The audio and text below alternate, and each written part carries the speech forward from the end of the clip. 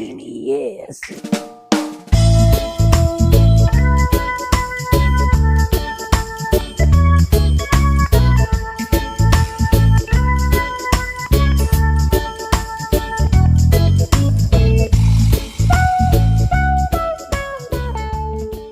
Welcome back. Where it's nice and spicy. Spicy. Maybe sometimes. We You just know, go. I mean, we from the Caribbean, so if it don't have spice, it ain't us. Let me speak. Let me speak on mine. Yeah. I don't know if speaking our mind is safe, but I'm gonna go right back to what I was saying before we hit so the go ahead.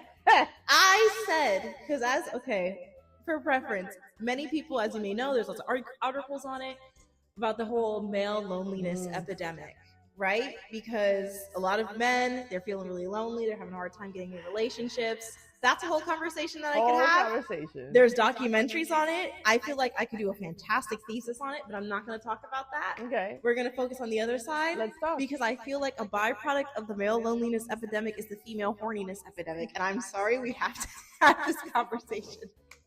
But it needs to be done, okay? Because you know how many spicy books I've seen in like quantity to what it used to be? Like, let's talk about it.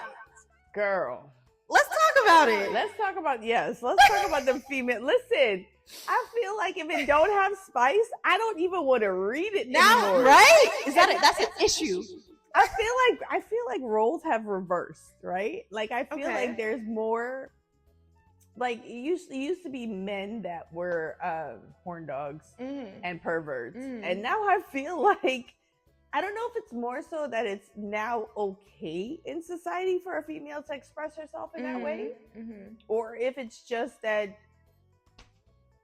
we've just become the men and the men have become the women. No, I'm gonna be real with you. Talk to me. What I think it is the fact that, at least for me, I will say for myself, because I can't speak for everybody, but there is something way different about having an image of intimacy and like the energy around it versus the reality. Because granted, I'm young, right? So the type of men that I interact with are all men who, if I'm walking on the streets, they're catcalling me. It's not like they catcall in the Caribbean, because in the Caribbean, sweetness, darling. Out here, like, hey, baby, wow. That ass looks fine. Like that's how they're talking, though. That's how men are coming to me. It used to be in my day too. But that's right. So that's an issue. That's just an issue. Yeah, altogether. Yeah. I don't like the fact that I don't like being sexualized by men. That's my issue. I don't like being sexualized by them, but I still have sexual desire. It's just not in the way of you looking at me like a sex piece doll. Of meat. Right, like I'm a fleshlight. Like I don't want to be in the same sphere as that. You know what I mean? The reason why I'm like, oh my god, these books are so good is because there's yearning.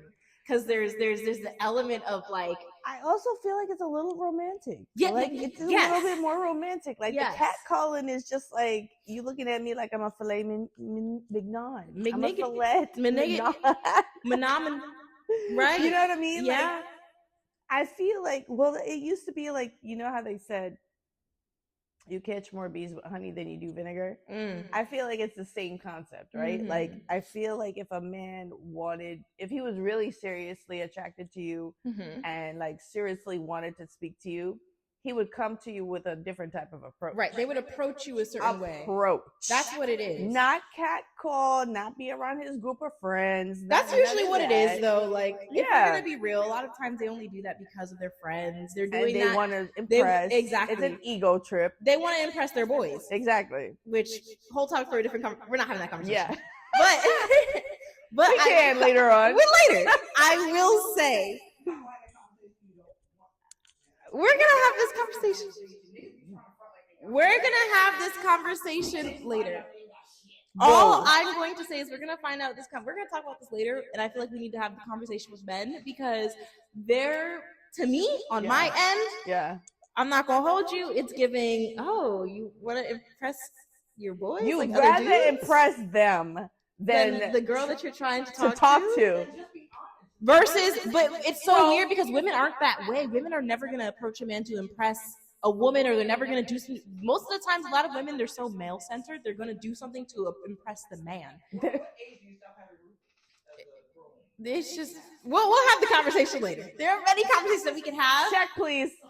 There are many conversations that we can have in reference to relationships. Oh, we will. We will have those conversations. They will come, but today I really just want to hone in on why are we all just like feral dogs as women? I don't know. So listen, if someone told me, I think they did tell me, but I wasn't paying attention, but if they had said that I would probably hit my sexual prime like in my 30s, I probably wouldn't have believed it.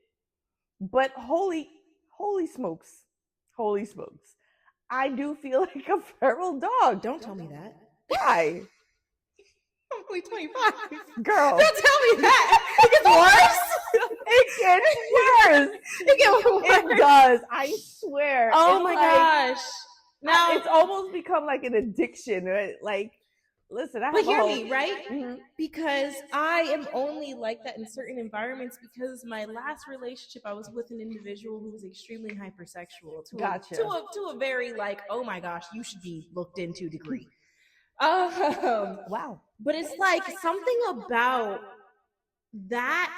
Maybe it's just not the fact that I'm not feeling desired. I'm feeling like, it's not that I'm feeling desired. It just feels like, oh, it's not cute when you do it. Like, I don't know. Okay, so do you feel like if you were in a relationship, like, if that person kind of made those advances, like, I don't know. Damn, what am I trying to say? I just lost my whole train of thought. If someone's trying to make those advances and I'm in a relationship, I mean, like, I meant the person you were in a relationship yes, and with. they're making those advances towards me. I mean, it depends on the situation. I'm going to be so real. Like, I'm not a touchy-feely person. That's just me. Mm-hmm. That is just me. I am not a touchy-feely person. I think I'm very similar to my mom in that sense. I am not a touchy-feely person. But no comment. But when it comes to physical intimacy, I am not opposed at all. Okay. For me, I think it's just how I get the ick, right? I was just about to ask when you. Someone like, says something, they do something, and I'm just like, oh, I don't touch me no more. But what I would say, right, it's that, and then the fact that in reality, a lot of men, we can't control and or have power over how they're progressing when it comes to intimacy, right? Versus in a book or like in whatever sexual fantasy a woman may have, we have total control. We are able to, avoid having those icks or avoid having those problems because we control it. We can make the narrative, and that's why it's just like, oh my gosh, like this is so hot and heavy. The moment that you're with an actual man and they're not doing the things that you really wanted, that you were fantasizing about. And it might not be that they're not doing it. It might just be when they're executing it, you're just like, oh, do I not like this? Right. So like, okay, so then now that you say that, then why are we not projecting our desire that we're taking from said book and applying that to real life? I do. My hand is up. I do. Said that with bass in her voice, y'all. Hilarious. I absolutely do. I'm gonna be so real with you. Most of the stuff that I have learned about intimacy, and granted, I shouldn't have been reading half of the stuff that I was reading when I was like 10 going into puberty. That's why I think I've developed in the way that I have. Right. You're an early developer. An early bloomer. Well, it's not even that, because honestly, I didn't even think about sex or have sex until after high school in college. Like, I did not think about it. So it's just a matter of, I think, because I've had those fantasies in my head. So I'm going straight into sex. The first time, okay, that was, maybe it gets better. Yeah. And then it was just like, okay. I've had those moments though. And then it does get better but you have to, of course, I express like, no, I want you to do this because of this. It's cool when you have a partner who's willing to, okay, I'll do this. Let me go along with, whatever you're going with. And for me, it's better when they don't make the sexual advances. I am somebody who, like, let's just. So you like to be in the control type thing, or do you like it just to be natural, like let nobody's it happen, in control? natural. I am not someone who will walk up to you and push intimacy on you, and vice versa. I am not a fan of when someone comes up to me and they're like, "Oh, bust it open," that's bust it wide open. That's not my energy. Edit. You'd be like, our generation and their generation is totally different, which is like so different because we ready. They in our okay, we you know what I mean? Like they're like, okay, no, you ain't do this. Back in the day, it's different. Y'all just had sex. That's why y'all had so many kids. I ain't gonna. Y'all were just doing it. No, but I'm just saying, some people were just going in with it, and a lot of y'all weren't going into sex because it was like, oh, let's just. I want to feel good. I want this. Y'all went into sex because you were curious. We weren't educated on it. Exactly. But that was the thing, right? Like, it was taboo. Don't do it. Why? Right. Because I said so. Right. I might have to keep this in because that's a very good take. No, actually, I do want to keep that part in. No, very good take. Yeah, you're fine. So, listen, sex was frowned upon. Yep. The sex education classes. Yeah. So we would just listen to our friends. I thought having sex was just humping. Yeah, a lot of people thought sex was just humping. I had no clue. I knew from a very young age. But that is a generational difference. It's a generational difference. Like, exactly, right. Internet, like, TV. Listen. No, we're not. We're not. Keep that. It's a very good take. Yeah. So listen, our form of porn was the cable box when it was channel 63. No. It was channel 63. Y'all know, y'all older folks. It used to have the static. My introduction, but at night, my introduction of porn was in the back of a school bus in elementary school, and one of the older boys just like showed me his phone, and he was like, "Look at this." But there is a generational difference though, because like I know for me personally, growing up, like sex was off topic. Like you never spoke about that. You're not even supposed to be having sex. Oh my gosh! You can't even hold them hands. This is gonna be. Yeah. Why you said so? Right. Exactly. Right. So I think it is a very big generational. I will say, that generational difference is so heavy. I will tell this embarrassing story because my face isn't on here. Oh, but mine is. Okay. No, it's about me. And you caught me. Do you remember? She caught me looking at... Y'all get y'all tea because this about to get steamy. My mom caught me looking at porn on my DS. Oh, wow.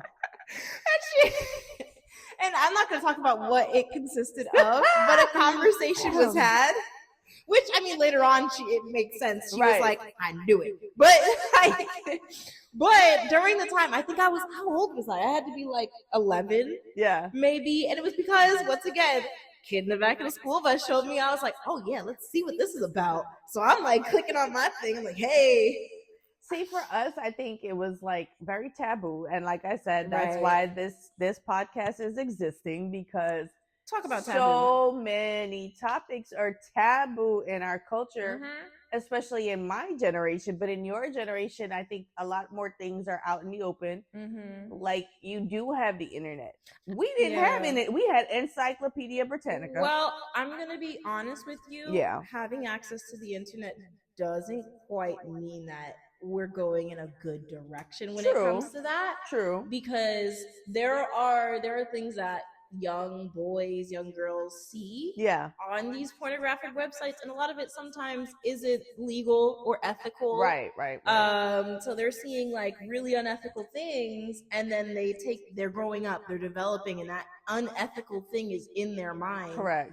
Hence why we have, I feel there's so much damn sexual deviancy to a degree that's just like, oh my God, go through their computer. Like, but yeah, I totally agree with you. But also, I mean, like for research purposes, like we didn't have the outlets that this generation has now, that they can research things, because we couldn't go have those conversations with any kind of adult that will sit with us and speak to us about, okay, no, you can't get pregnant holding a boy's hand. No, you can't get pregnant kissing a boy. Yeah. But here's the real life scenario. If this happens, if X plus Y is going to equal Z. Right?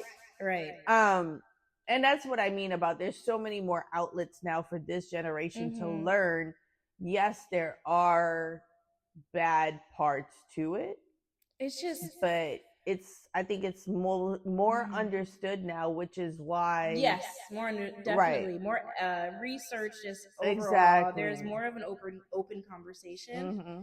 I definitely know though, like, I mean, porn it's not always the best way to get a reference of sexual interactions, because sometimes, like, I mean, come on, like, you have like people like whacking it off to like videos of like them like smacking around women and this and that. That's insane. Right. I mean, I don't think shame. Hey, that's what you want. I mean, I'm not we don't condone violence, but hey, whatever happens in your bedroom is your business. Whatever happens in your bedroom, as long as you're consenting adults, we love that. But also, you got to think, like, a young person, that's what they're seeing, and that's what they're seeing. And that's what their expectation is. And that, like, exactly, they have really unrealistic expectations. Right. So then they go into it, they don't receive that, they feel unsatisfied, and then that kind of snowballs into other stuff. Right. I feel like a lot of young girls also had, as much as people love to say, like, oh, little boys on the internet, they were looking at porn. Little girls were doing the exact same thing to the same degree. There's no difference. Girls hit puberty before boys do. Let's be real. So that, girls get those sensations before boys usually do. I mean, that's just like a genetic thing, not even no. So with that being said, you do the research, you look into things, and you're seeing these things. You're like, oh, right. Do I want to be chased through the woods? Ooh, like, ooh. That's kind of cool. Do I want the UPS driver to pull up? Like, why am I feeling my heartbeat down there? Listen, she does have her own pulse. She does. So, but you know what I mean? That's kind of like where.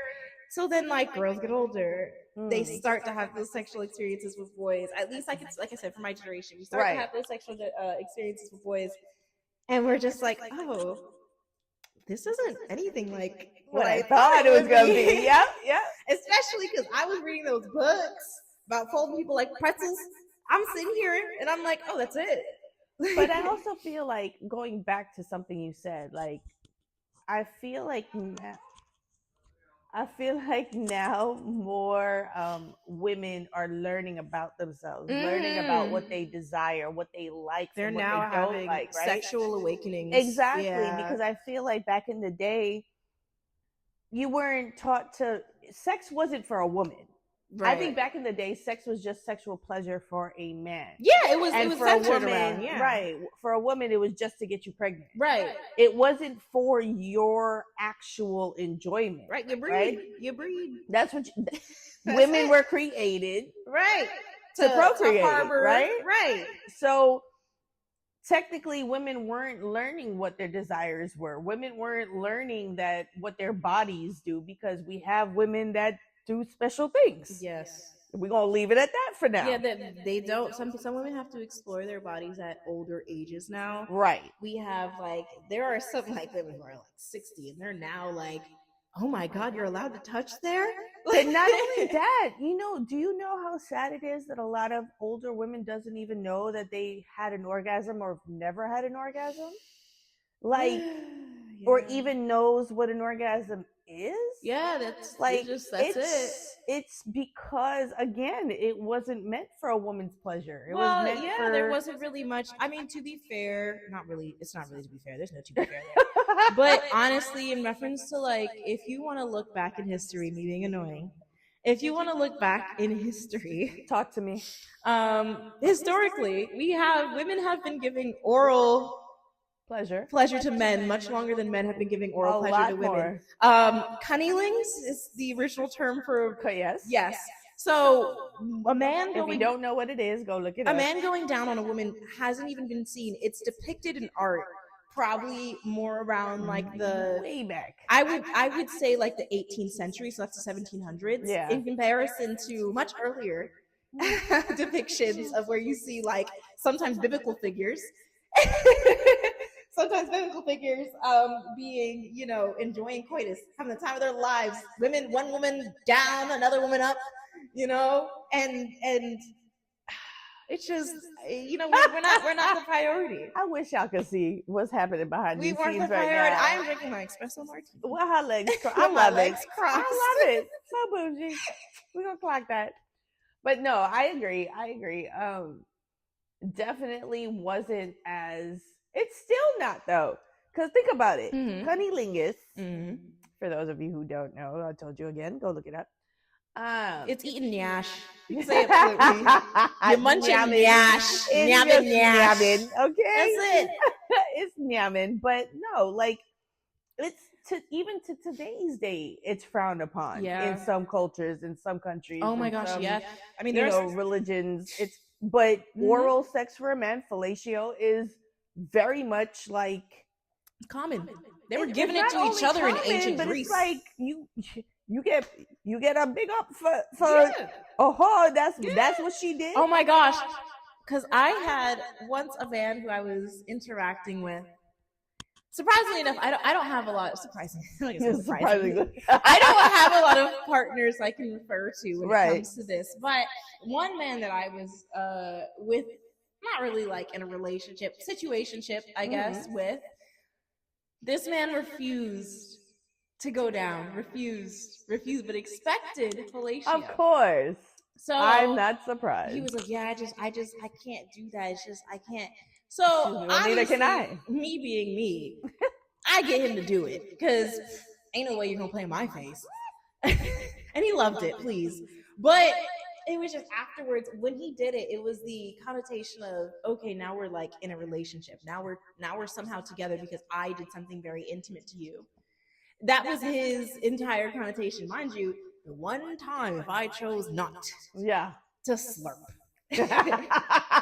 I'm sorry. If I chose not to, and you know what? Unfortunately, that is my move, and people become obsessed. Well, not people, just saying. But you know, if that wasn't something that I would do, it would be, oh, like what's wrong? Like, right. Can we, or like it would be something that's kind of it's kind of expected. Expected, yeah. From a man, it is kind of an expectation, but the reciprocation, shouldn't that be expected as well? I've only had one time when I was told not to, and was just focused on me, and life was great. But you know something, I do know that there are some gentlemen who would rather give than receive. Yeah, they're givers, not there are some that would much rather see their woman or the woman that they're dealing with, it doesn't, whatever, sexually pleased than himself. But that's what they get off on. They get off on seeing their partner. Exactly, right. So, and there are those things too. Yes, they exist. They do exist. There exist. Are some men out there that much rather. There's a lot. Surprisingly enough, there is a lot more. And if we want to be real, I feel like more so now than maybe back in the day, because I do feel like back in the day it was an ego stroke, right? Like for men, it was impressing your boys. It wasn't about your woman and pleasing her. Honestly, there are times where I'm very positive back in the day. A lot of men just didn't even probably care for it, but they just did it because they were expected to, so they can go back and tell their boys. That's what I'm saying. Like, it was an ego trip and a conversation for you to have with your boys. Oh, yeah, you know what she did last night? Of course she did. You're like, y'all know what it is.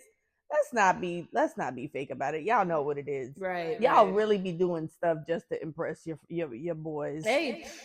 Females we do it to impress ourselves. Yeah, so that's a very big that's a very big difference because we're not women, but I'm not going to say we do it to impress ourselves. I mean, if you want to have the conversation, there's a lot of women who are very male-centered, and they do things just for men.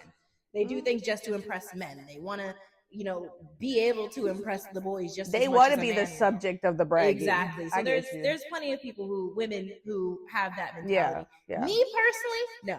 That's just, I've learned to decenter men for a long time. It's true, yo. And also, that's probably another thing in which I feel, going back to like, oh, the women horniness epidemic. I feel as if there's so many women who have decentered men in comparison to the past. And so many of us are just like, cool, now that I've decentered men, I know that I don't need to find sexual pleasure in a man. I can find that within myself. I can find that in my fantasies, in my books. I can control the narrative. Tab drawer, girl. A whole tab drawer.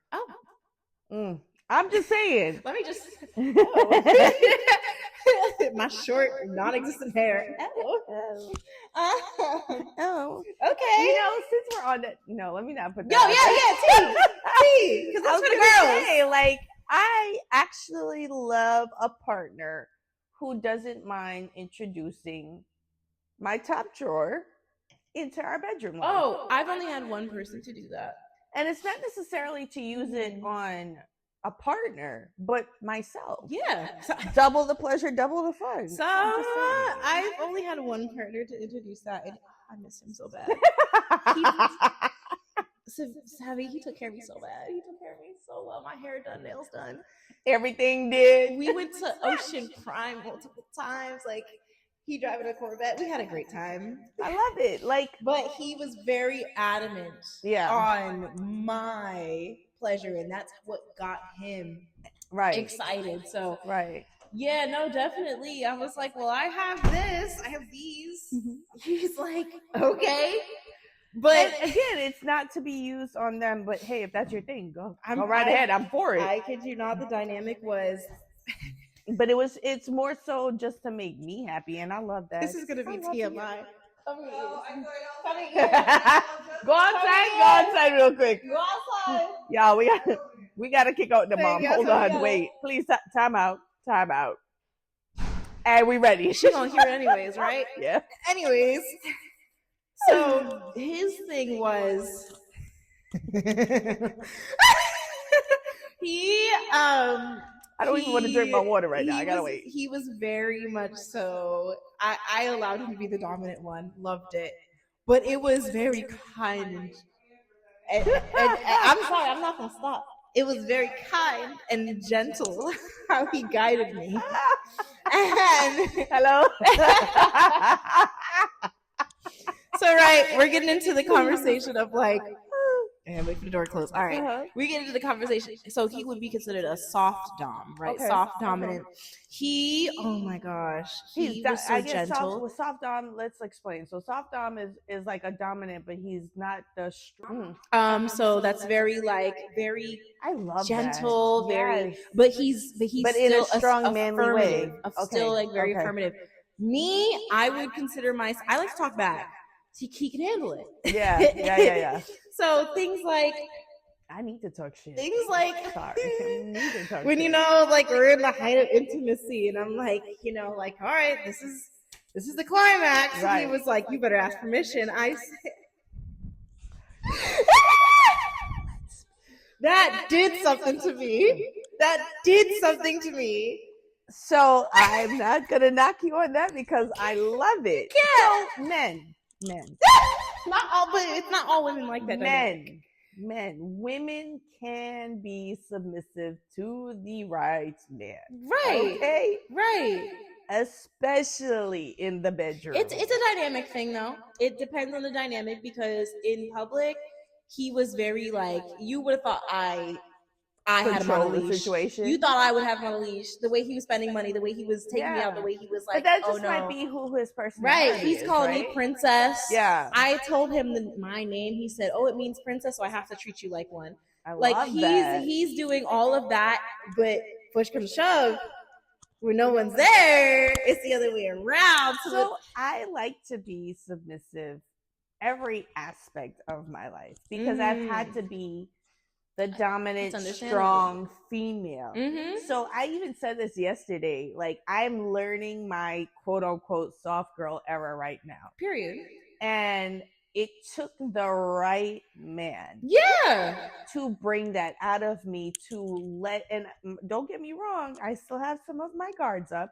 However, the way I feel comfortable and calm with this particular man, I don't think I've ever felt that way before. Understood. Like secure in who I am and what I'm doing, and the fact that he supports me allows me to kind of chip away at that guard that's up, chip away at that wall that's up. Yeah. And I have no problem, even though he's like very, very soft with me and gentle, and I'm like,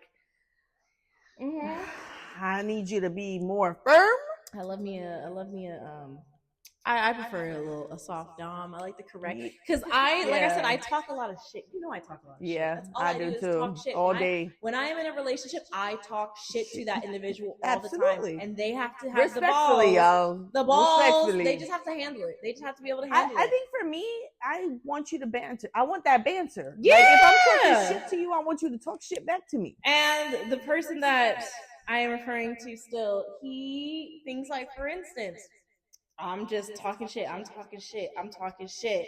And he just stopped, silence, behave. Okay. Girl. Listen, that's it. Listen, the other day somebody looked at me and was like, stand right here. It's just like, okay. But you don't have to be aggressive. And I think that's what a lot of men may not fully realize. A lot of men may not understand.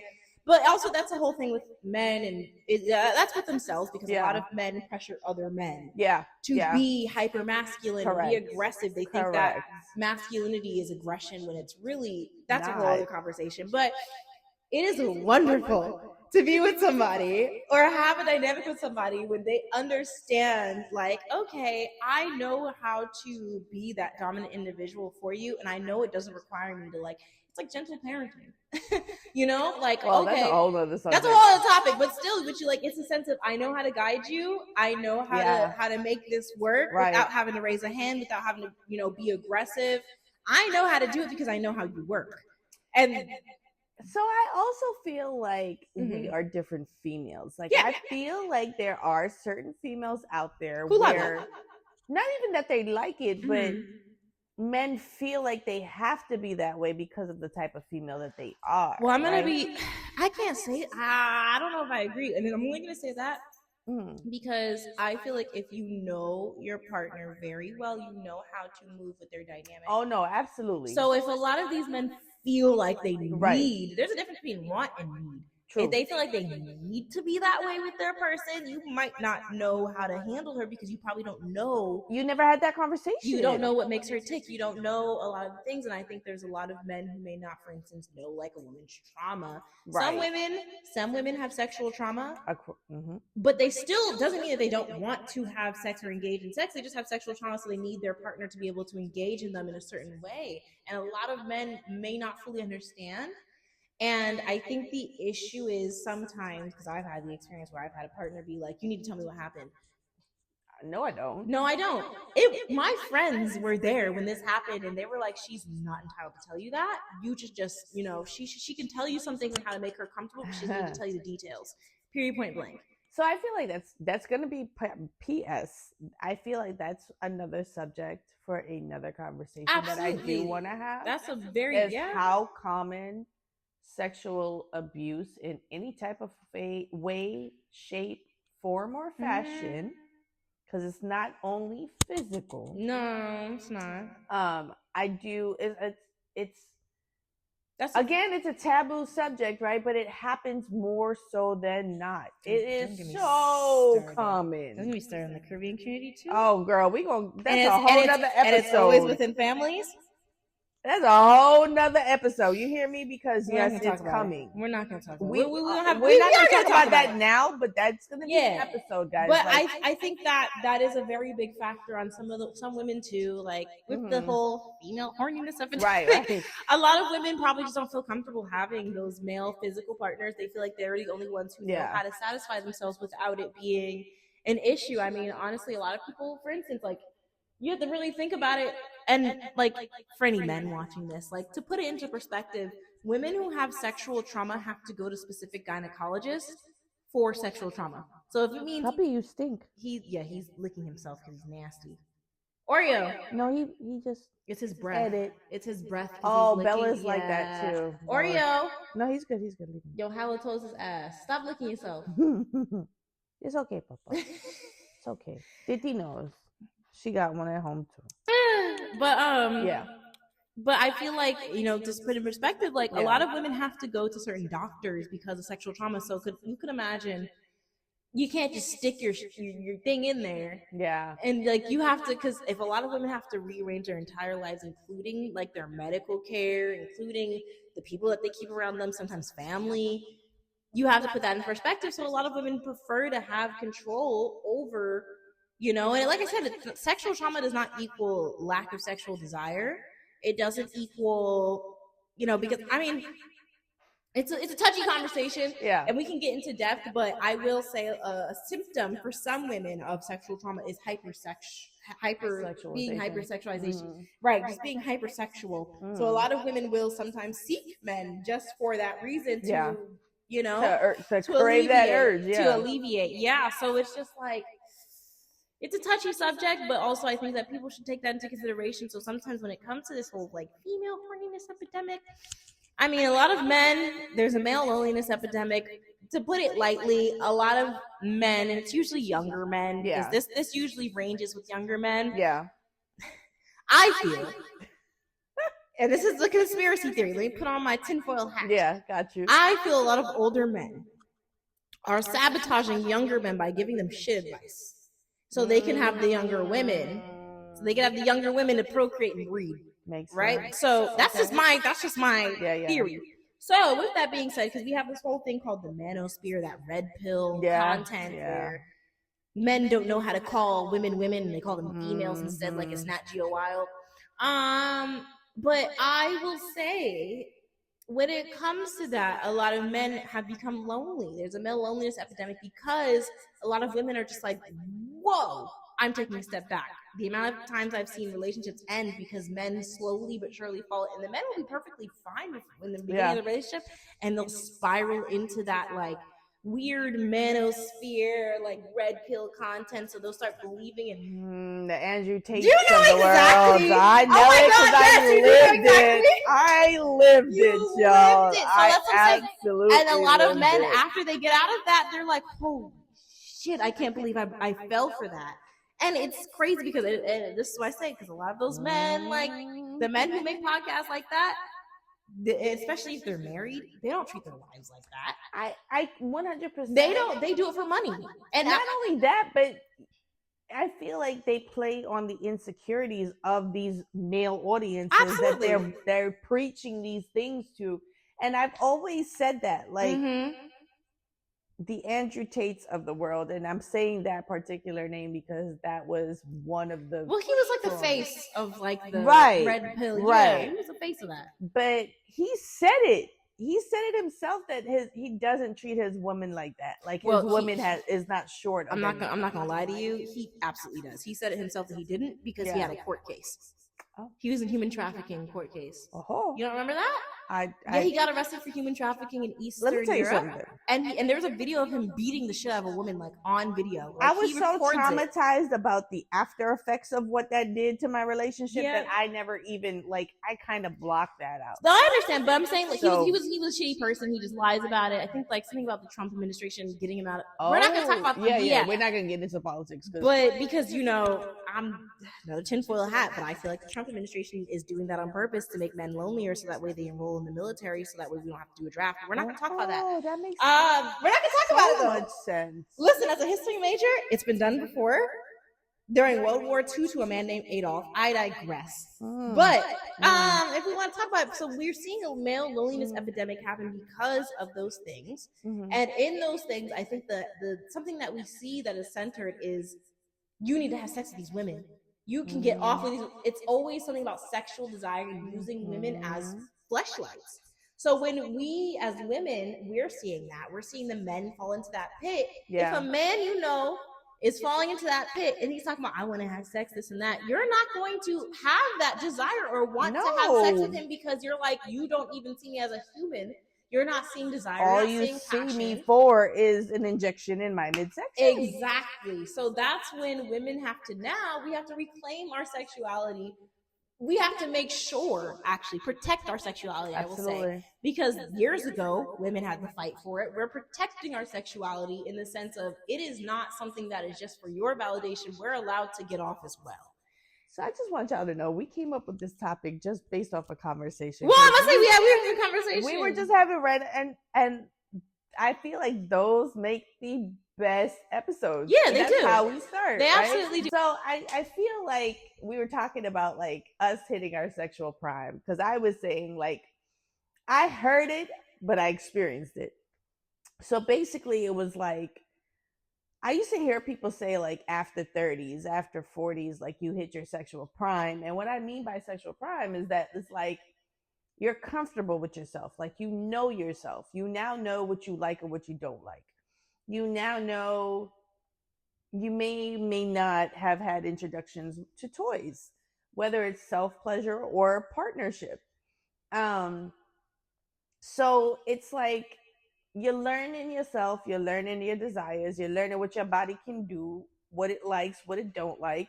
And that's how we came up with this subject because I definitely feel like I hit my prime in my 30s. Like I feel like again, I learned what my body can do because it just started doing certain things that I was like, wait. You know what? This would be a really great conversation. I wish my sister was here. She's 30. Well, about to be 30. Well, she's 31? Yeah, 31, about to be 32. Right? So I'm just like, ooh. But you know what? Me and my sister, we have and this is a blessing to have a sister, right? Right. Because we have very, very open conversations about those things. Like literally, I kid you not, the day I lost my virginity, I went straight to her room. I didn't tell my mom for months, but I went straight to my sister's room and I said, I lost my virginity. And she said, oh shit. I did a thing.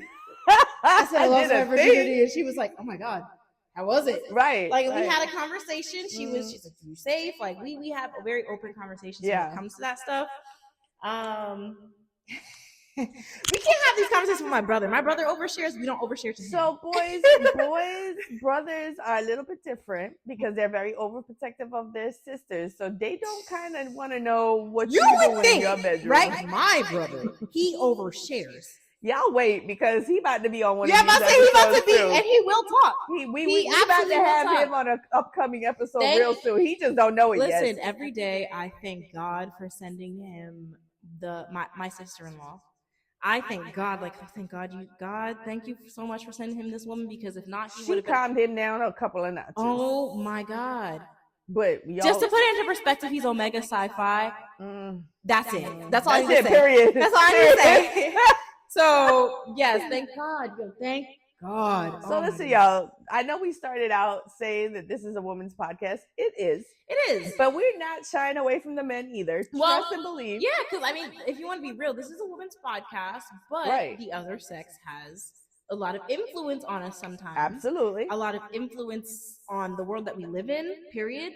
Like men, quite literally, we live in a patriarchy. Let's be real. Like men have control of a lot of the world, and sometimes a man's control affects the lives of a woman. So it's not to say it's not a woman's podcast, but even sometimes, like a man having depression affects us sometimes. Trust me, we're gonna get on those subjects. We are gonna get on those subjects. We're gonna have some men on these panels too. So don't feel men. Don't think that we are excluding y'all. Y'all not excluded. No, y'all are not excluded. We coming for y'all. Right.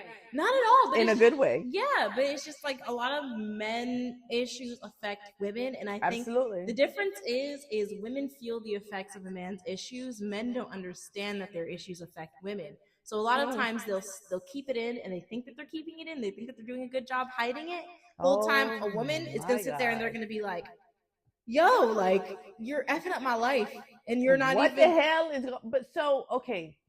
Let's rewind a little bit. Sound effect.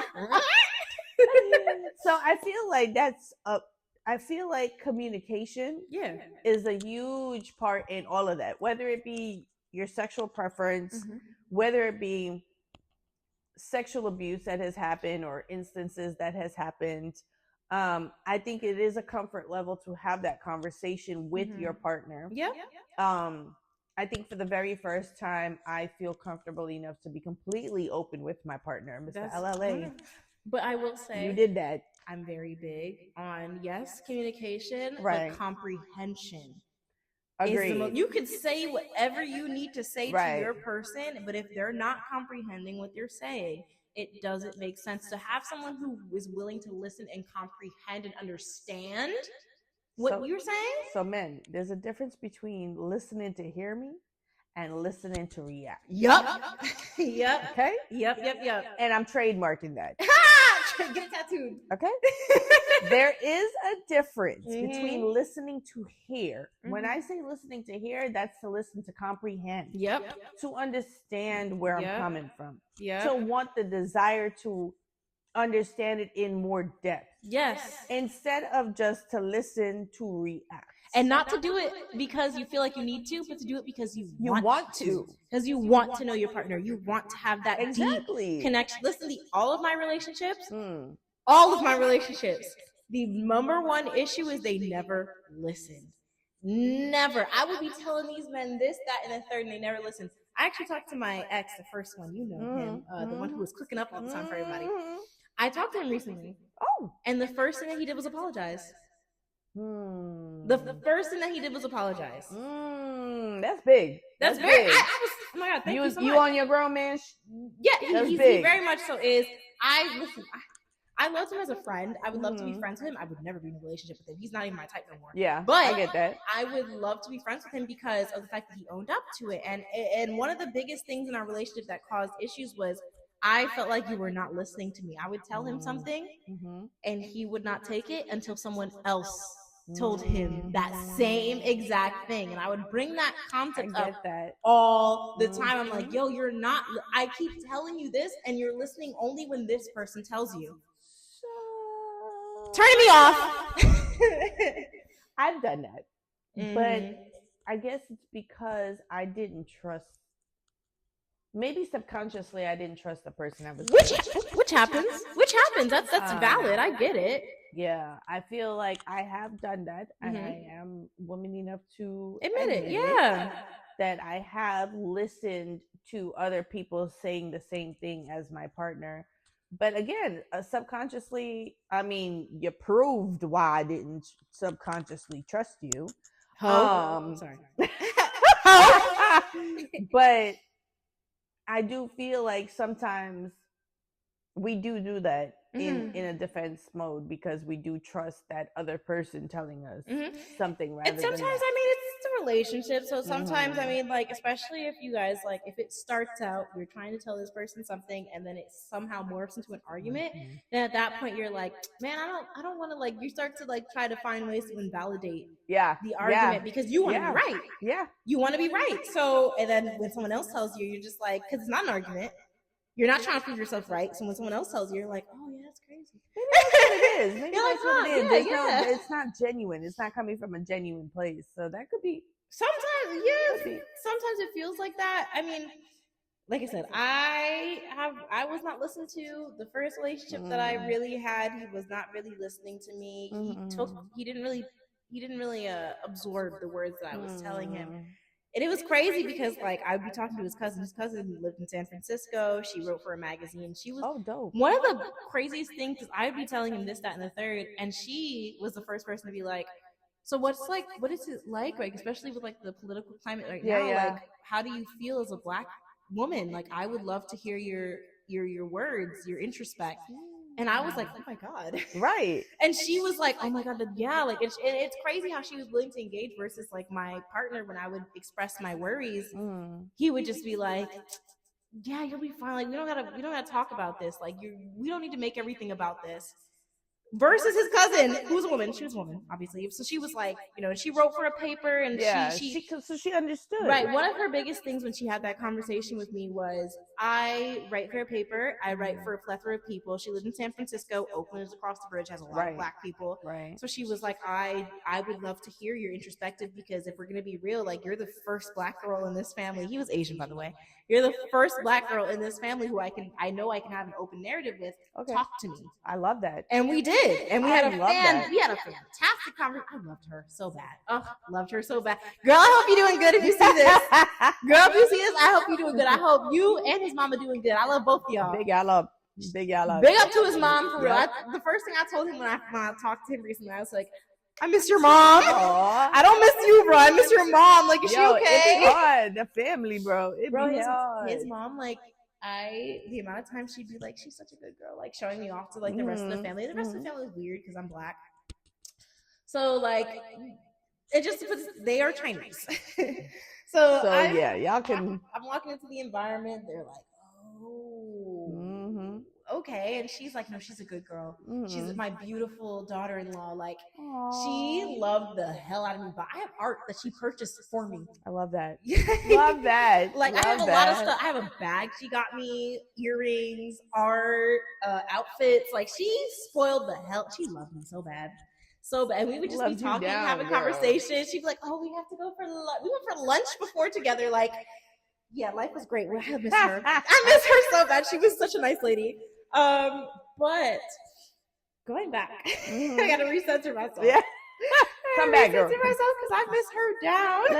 Let's reel you back in. Yeah, reel it back in. But like, honestly, like the whole listen. If not for that relationship in general, like the not being listened to, it was an ick. How am I supposed to get things, flowing when like you're not even listening to some of the shit I say? You don't even listen to the basic shit. I was just gonna say it'd be the simplest things. The simplest things, and then you expect me to spread it open? Like, oh my god, yes, do what you want. Wide open. You expect me to do that? Please. Listen, I got 2 fingers and 2 toys that are bigger than you. So let's figure it out because I feel. Fix your face. Fix your face. No, I'm just saying, like, I feel like what's the tea? Like, why are you not listening to me and then get confused when I'm not getting when I'm not having emotion aroused, when you're not getting aroused. Yes. Yeah. You can't get confused over that. You can't. Guys, it takes a lot. It does take a lot for a woman to get aroused by men. Because they always say us women are more emotionally most. I would say when it comes to sex. Yes. When it comes to sex, and I'm not gonna say in other aspects because I feel I've talked to men who are like, no, men are more emotional. So like I will say this, in the realm of sex, men are able to not really associate intimacy with any romance. They're very able to just breed and detach, go. Breed and go, detach, right? Detach. They dissociate, they detach. It's just the feeling for them. With women, a lot of times there's an emotional vulnerability that's there because you're entering my body. There's going to be some type of emotional, and it could just be a hookup. A woman agrees to a hookup. It could be that too, but it's not like she's not like, oh my god, I really like this guy. Hookup, there has to be some type of emotion, right? Because you have to be attracted to that person. Yes. That's an emotion. And as a woman, even with the hookup, you're sitting there like, oh my god, like I'm attracted to this guy. Like this is really great. Like I'm having a great time. Like he's so like as a woman, you're thinking everything wonderful about this man. Girl. As a man, he's probably just like rutting into you. Like not even. Girl, that's number 19. Right. Not even thinking about like probably don't even know your name because let's be real, y'all. A lot of times, well, women are getting up there too, but I'm just saying, a lot of times y'all men don't remember these females' names. Sometimes they don't remember the names. It's just like they don't. Some men, and you know what? And I've been told this by multiple men, where they're like, "Oh, we just don't associate intimacy with like sex." It's true. With, like, I've heard that too. Yeah, I've heard pretty common where they will say that. I mean, there are some men, of course, out there who do associate intimacy with romance, but a lot of them don't. And a lot of them don't, and it may be because of outside influences, because of what they're told.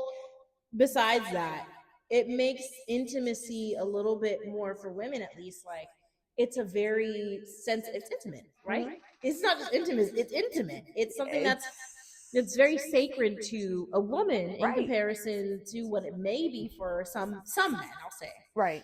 And I agree. I mean, that's period point blank. It's true. For me, at least I can say it's my reality. For me too. Like sex for me is very emotional. Yeah, there's some emotion in there. there's so many different parts though. Like I have to be physically attracted to you. Mm-hmm. I have to be mentally attracted to you. Mental stimulation. Yep. Because I always say you got to stimulate my mind before you stimulate my. Yep. Absolutely though. Okay. It's true. It's true.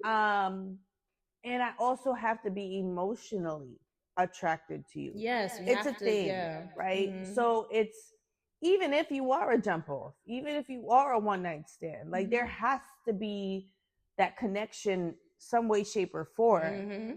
It may not be a longevity, it may not be a relationship, but there has to be some form of something emotional, intelligent, like I have to be attracted to every aspect. So I gotta pause real quick. The camera about to die. Okay. Well, I was gonna say we could wrap it up now. Yeah, we anyway, can wrap it up. So we just gonna wrap this conversation up. Yeah. So it's been real, y'all. Like the female horniness epidemic is real. The male loneliness epidemic is it's real. I guess it does exist. It's real. I feel we just need, at the end of the day, women, learn your own pleasure, learn your own body. Absolutely. Don't rely on a man or center yourself around a man just to be able to have some type of sexual gratification. We can get it within ourselves. Men, y'all need to start listening to these women. That's it. Listen. Easy. Listen to comprehend, right? React, right. Okay? Don't just hear her. Listen. Exactly. That's all we gotta say. On that note, it's your girl. Well, I guess I didn't even say my name. You're Savita. Like you're just. Hey y'all, it's Savita. Right. But, I'm gonna be back here, Miss Lens, Lady Lens, whatever the hell you want to call me. Whatever you want to call her. But thank you for joining our Speak Your Mind episode 1. Love y'all. Love y'all. Stay safe. And drop some love. Drop some love. Let us know what you want us to talk about. You know, we ain't got no filter. So Right. Oh, and that's that. It's Speak Your Mind. So feel free to give us your information, your thoughts, so we can speak your mind. Exactly. Y'all don't be shy, because you know we not. Exactly. All right. Bye.